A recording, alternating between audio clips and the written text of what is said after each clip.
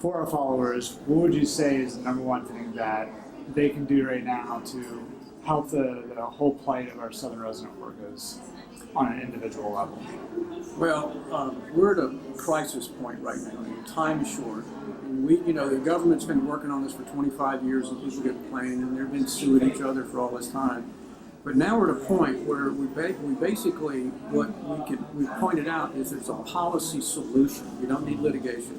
You can get the Corps of Engineers to do this.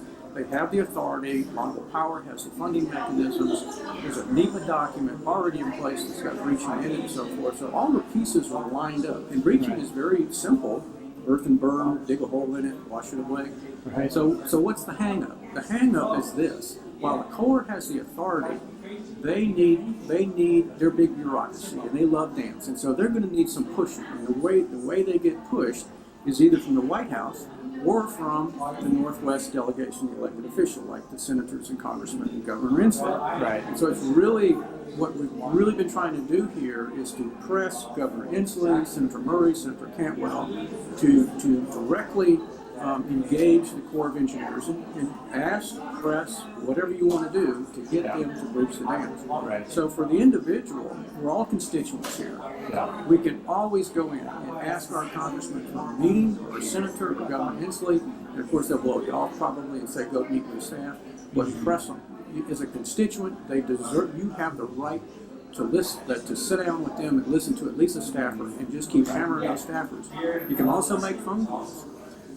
We know that the governor's office keeps track of this, so that senators. So call those numbers. You can look them up. They're on the website. Just call up the office and say you want the dams breached. Be specific. You want to see the dams breached in 2018. This is crucial. If you just say dam breaching and say, "Yep, we got it," and what that means is they're going to look at studies and purpose things and go on indefinitely, which they really like because that's kicking the can down the road. So be specific, call, and another place you can call that's not necessarily in the phone book is you dial 202-761-0000. Yeah. And that's in Washington, D.C., and that's the headquarters of the Army Corps of Engineers. And that's the chief's phone number. And so a lady will answer the phone, and you say, I want to talk to General Semonite. She says, well, he's not here. Well, I would like to leave him a message. Same thing. Would you please start breaching these dams in 2018? And that's just, a few months away, but that's how critical it is, and so that's what we need to do. We also need people that, the average guy might not be able to get into Inslee's office or Murray's, but you know what? They probably know somebody that can. And so ask your friends, who are those influencers? Who are those people that make those contributions or do that kind of stuff? We could go in there and have a meeting with Inslee and drag some of us with him. Yeah. If the person is not sure what to say, well, call me up, and we'll, help out, or give you some papers or brief you up.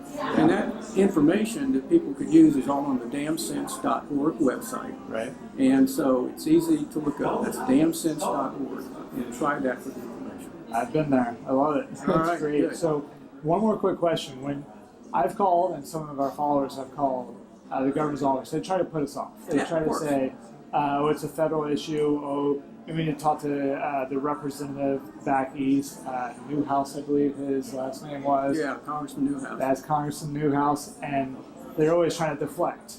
Of course. What would you say to our followers to respond to that whenever they try to put them off and basically make them so they don't want to call anymore?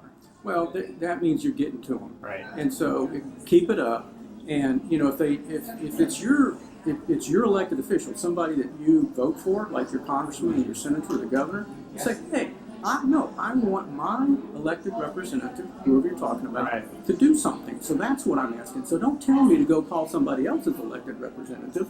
Yes, Congressman Newhouse has 2 of the dams in his district, and yeah, you can call him, but he's not going to listen to you. In fact, he probably won't even answer the phone because your area code is not going to match up with his district.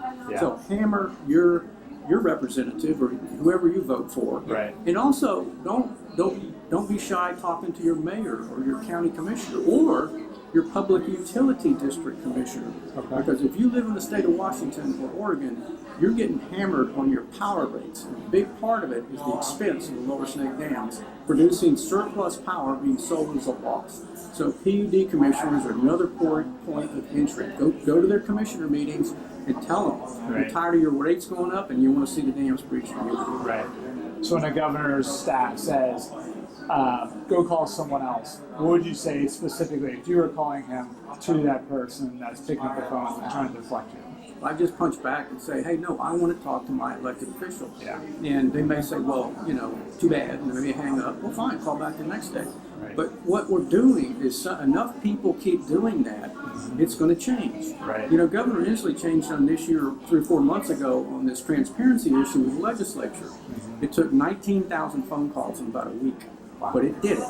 Yeah. And so it just gives you some idea that, a mass, driving there. But, right. We're wearing them down, but we haven't had that many phone calls in a week. We probably have had 500 or 600. But, Right. people just need to keep calling and banging on the door. Yeah, so people make the difference. Absolutely. It makes them move, they want to keep their That's job, the right? only thing that's making a difference is the individual people. Right. Organizations are almost, they're just not effective here because they've been around so long, making deals, and they got all their studies and litigation and stuff like that, and they've kind of got it's all status quo worked off, creeping along. Right. And what we're seeing is what is making a difference is the individual citizen. Even if they belong to an organization, a non-government organization, environmental group, they don't even have to say that I belong to X. Just go in there and say, I am your constituent, and here's what I want to tell you. Exactly. Yeah, that makes perfect sense. Would you say phone calls are better, faxes, mail, postcards? What do you think is the best form of communication to really drive it home to them? Well, actually, a handwritten letter is really powerful because nobody does that much anymore. Right. And a handwritten letter is, shows that there's thought and time put into it. I'd say that and phone calls probably are the two most effective things. Awesome. But all the stuff adds up. There's petitions that you can click on and sign, but but letters, you get a bunch of letters. It makes me, they're going, wow, people are writing their own letters. Yeah. Kids too, Right. kids writing letters, that stuff. Awesome. Well, thank you for your time, Jim. I appreciate it.